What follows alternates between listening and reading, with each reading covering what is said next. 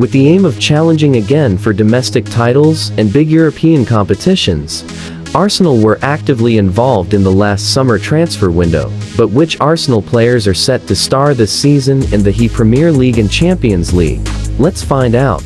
Yo, what's up gunners around the world? It's your boy again, Original 7, and it's the Arsenal and welcome back to your boss channel. We have a lot of exciting things to share with you today, of course, and let's get right into today's video.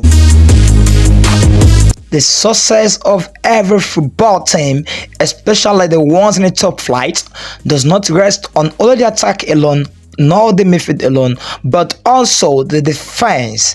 And of course, we've had issues of defense for a while now. Under Arsene Wenger, we're having issues in terms of the players that were playing there not performing up to the standard that could propel us to higher heights in terms of competing in the Champions League. We're usually knocked out very early, probably in knockout stages or in the round of 16 or in the group stages, as the case may be. Very rarely did we get to finals and semi-final, and it's obviously that some sort of defenders are probably needed. And in this present time under manager Mikel Arteta, we are very lucky to have two top defenders, two world-class defenders in Gabriel Magalhaes and William Saliba. But the player I want to talk about today is William Saliba. He's been attracting a lot of interest from a lot of people, a lot of football fans, and even his fellow footballers are admiring his talent and his professionalism in terms of the way he's handling situations for Arsenal, both on and off the pitch. So we want to delve into some details about William Saliba and why we think he is a key player for us if we want to win the Premier League this season and also compete very well in Champions League. And yes, who says we can win it? Arsenal Premier League win percentage since August 2022, it's been 77% win with Saliba and 46% win without Saliba. There's no other evidence that could show us that William Saliba is a really key player to our success as a football club. Other than this, 77% and 46% is a wide margin. That will tell you that William Saliba is very important for us in terms of the leader we need in the defense line, in terms of a player whom our left back and right back can rely on for solid defensive efforts, in terms of a player that is well composed, that won't put our goalkeeper, either Raya or Ramsdale, under unnecessary pressure, in terms of a player that can of course give a lot of confidence to our midfielder, probably the only midfielder even going more advanced because he is solidly behind him. A player that of course understands our style of play and does not panic in situations whereby he needs to throw the ball away for no reason. This has been some of the key issues we've had with our past defenders. I don't want to mention names, but of course you know them, that they were making a lot of very annoying and funny, of course, to rival fans, mistakes that cost us a lot of points and a lot of moments that could have been great moments for our dear football club. So William Saliba has obviously proven to be a one signing or a one gem of a signing. Of course, the French lad, of course, he arrived under Unai Emery's time at Arsenal, and he was loaned out for his first season. Second season again, he went out on loan, but since last season he's been back with us and he's been banging in a lot of top performances, top draw performances, and his beautiful things you want to see. So we've recently added or extended a new contract for the player, but do you feel we can keep this player for long? And how long or how far do you think it will go? Will it be in the level of the likes of So Campbell, John Terry, the great defenders we've been talking about, Nesta, the likes of Maldini, the great set of defenders we've been talking about, Rio Ferdinand, and recently we saw a very consistent Virgil van Dijk, which of course the player himself has admitted he looks up to him, and at the moment he does not feel he is better than the Liverpool defender. But do you think he is better, or do you think he will go further than that level or reach that level that everybody is expecting of the player? Because currently his performances are attracting a lot of media interest, fans interest, and even our rivals are looking at him with keen interest, like, can we snatch this guy? But of course, we are so happy Edu and Arteta have done a great job in convincing the player to stay and understand his future lies with our club, and he has extended his contract. But how long do you think we can keep hold of this top player? Comment down below in the comment section, because for me personally, I feel we need to be competing for top titles, winning titles, for this player to continue to understand that his future lies with us. No doubt, absolutely, he is a top quality. So are we going to help him put in other necessary quality players around him also to complement his work?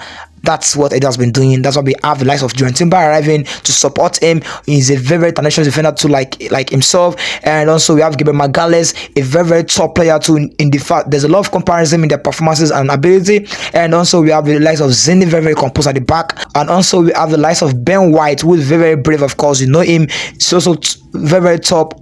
And he also put up a masterclass against Manchester City, especially against very tricky winger like Jeremy Doku. So of course, it's something that we can see that this player will surely be here for a long time to come. And Arsenal fans, let's enjoy him. It's been a long while we've been clamoring for a top defender. I'm so happy to tell you guys we finally have one in our hands. All right, moving on. What's the latest about our two top goalkeepers? This is another part of our team that's been attracting a lot of media interest and a lot of interest from pundits. A lot of people have been talking about it, about David Raya and Ramsdale. It's as had a lot of Arsenal fans group splitted in terms of decision about who do you feel should be starting or who do you think should be warming the bench more.